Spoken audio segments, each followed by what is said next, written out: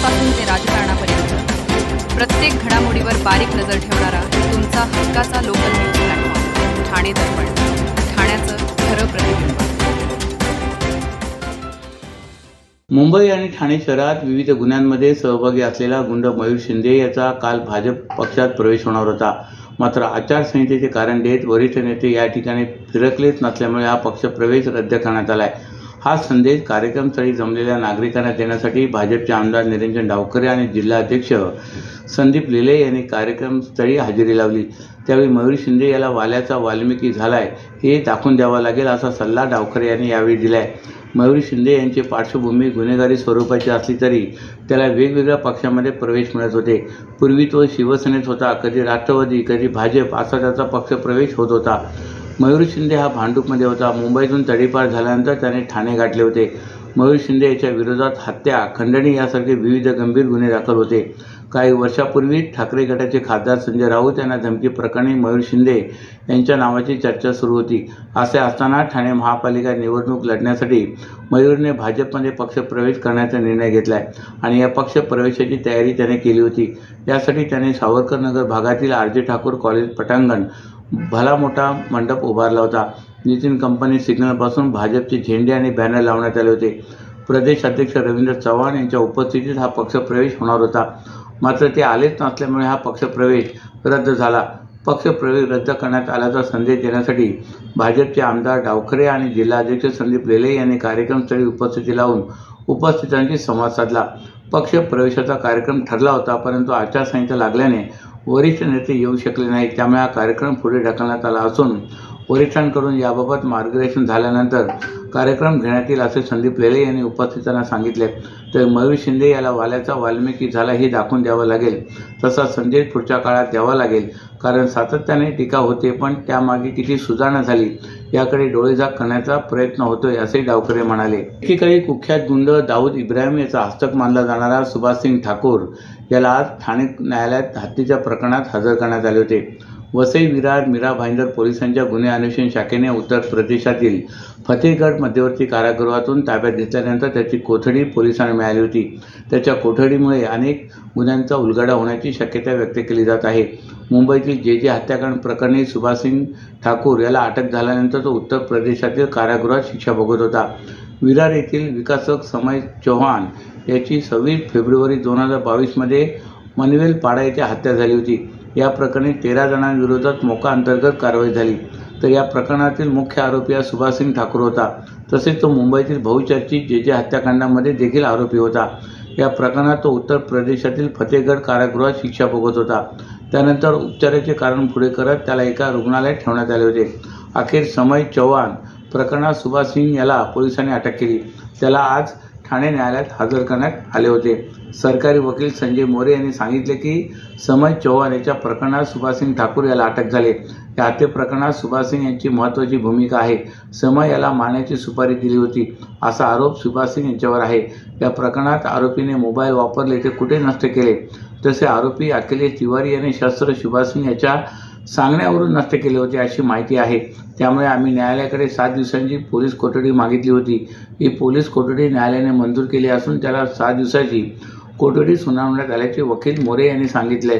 या प्रकरणात आर्थिक देवाणघेवाण झाली असून आरोपीला किती पैसे मिळाले, किती रुपयांची सुपारी दिली होती याचा खुलासा होण्याची शक्यता आहे। या प्रकरणात आणखीन कोण आरोपी आहे का याचा तपास होण्याची शक्यता आहे असेही मोरे म्हणाले।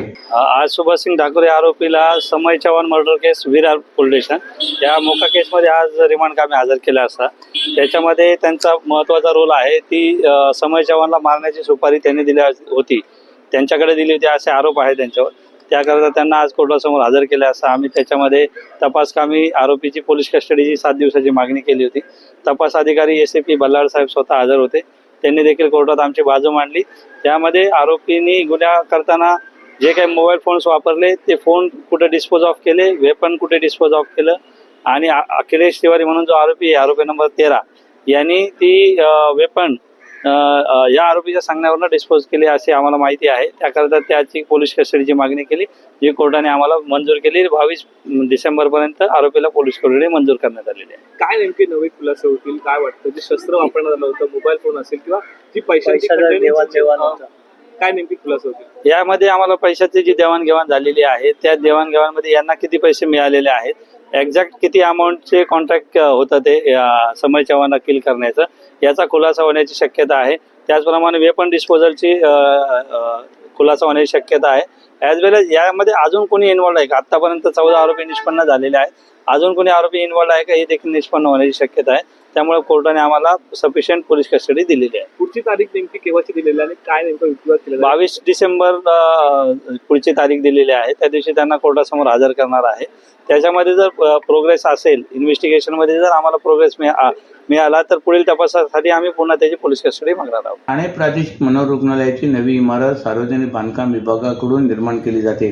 या बांधकामासाठी मनोरुग्णालय परिसरातील वृक्ष संपदा भुईसपाट होणार असून त्यासाठी ठाणे महापालिकेने हरकती सूचना मागवल्या होत्या. परंतु 2 वर्षापूर्वी या परिसरात नवीन ठाणे रेल्वे स्थानकाच्या निर्माणासाठी पुनर्रोपण केली अनेक वृक्ष जगलीत नसल्याचे वास्तव उघडकीस येते. आता या नव्या इमारतीसाठी 421 वृक्षांचे पुनर्रोपण केले जाणार आहे.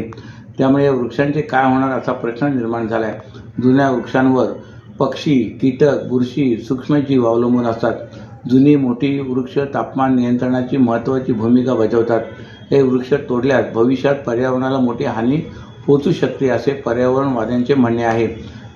ठाणे प्रादेशिक मनोरुग्णालयाची 72 एकर जागा होती. यातील काही भाग शैक्षणिक संस्था, महापालिकेचे विभाग आणि अतिरिक्त अशा 15 एकर जागेत बांधकामे आहेत. तर सुमारे 15 एकर जागेत मुलुंड आणि ठाणे रेल्वे स्थानकादरम्यान नव्याने स्थानक बांधले जात आहे. उर्वरित जागेत प्रादेशिक मनोरुग्णालय आहे. रुग्णालयाची इमारत 100हून अधिक वर्ष जुनी असल्याने मनोरुग्णालय बांधले जाणार आहे. इमारत उभारणीसाठी 1714 वृक्षांपैकी 724 वृक्ष तोडण्याचा प्रस्ताव सार्वजनिक बांधकाम विभागाने ठाणे महापालिकेकडे मंजुरीसाठी पाठवला होता. या प्रस्तावात 303 वृक्ष तोडले जाणार आहेत. तर उर्वरित 421 वृक्षांचे पुनर्रोपण करण्यात येणार आहे. त्यानंतर महापालिकेने या वृक्षांवर हरकती आणि सूचनांच्या नोटीस वृक्षांवर चिटकवल्यात. वृक्षांमध्ये फणस, कैलासपती, अशोक, आंबा, बदाम, शेवगे, नारळ, ताड, साग, भोकर, कांचन, अनंता, भेरी, माड, कडुलिंब, चाफा, उंबर यासारख्या विविध वृक्षांचा समावेश असून महापालिकेच्या अहवालानुसार काही वृक्ष 40 वर्षांहून अधिक जुने आहेत.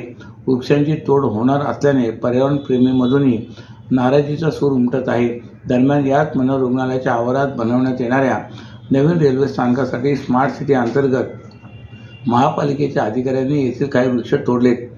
ठिकाणी सॅटिस पूल, बसगाडी थांबा, रेल्वे फलाट आणि स्थानक तयार केले जाणार आहेत. 2 वर्षापूर्वी त्यासाठी तोडण्यात आलेल्या वृक्षांची मोजदाद देखील नाही. यातील काही वृक्षांचे रुग्णालयाच्या आवारातच पुनर्रोपण केले, परंतु या पुनर्रोपण केलेल्या वृक्षांची देखभाल देखील केली नाही. त्यामुळे केवळ कापलेले खोड दिसत आहेत, तर काही वृक्ष अक्षरशः सुकलेल्या अवस्थेत आहेत. त्यामुळे पुनर्रोपणाच्या पद्धतीवरही प्रश्नचिन्ह निर्माण होत आहे.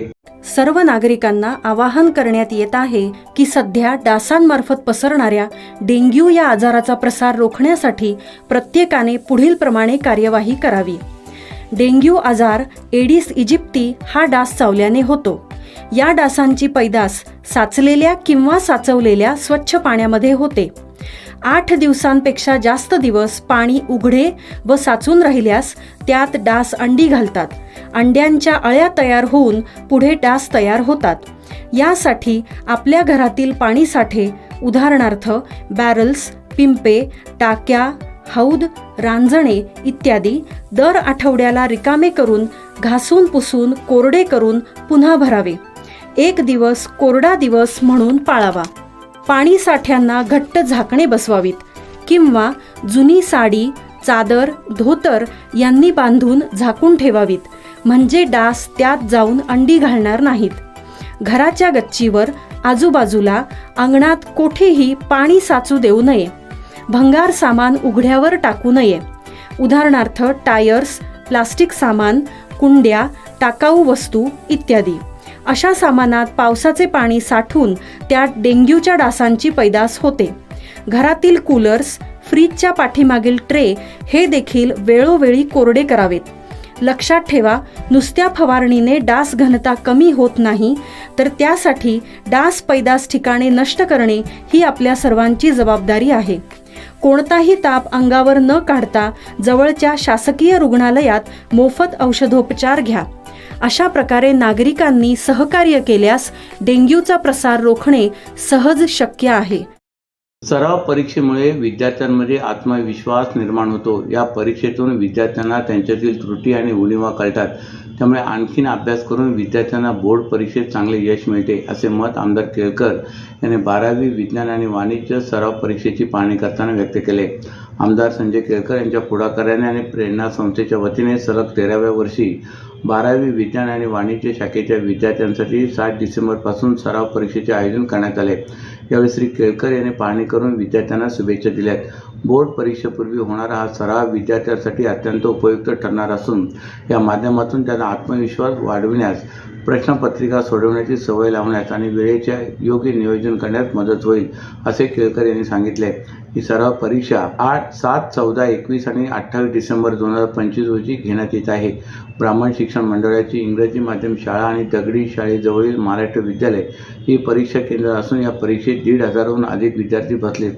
सराव परीक्षेचा निकाल व प्रमाणपत्र वितरण समारंभ 4 जानेवारी 2026 रोजी सायंकाळी 5 वाजता पालकांच्या उपस्थितीत पार पडणार असून या प्रसंगी केळकर यांच्या हस्ते प्रमाणपत्र वितरण करण्यात येणार आहे. आधुनिक ठाण्याचे शिल्पकार दिवंगत सतीश प्रधान यांच्या प्रथम पुण्यस्मृतीनिमित्त 28 नोव्हेंबर ते 29 डिसेंबर या कालावधीत अक्षतांजली संकल्पनेअंतर्गत विविध उपक्रम राबवण्यात येत आहेत.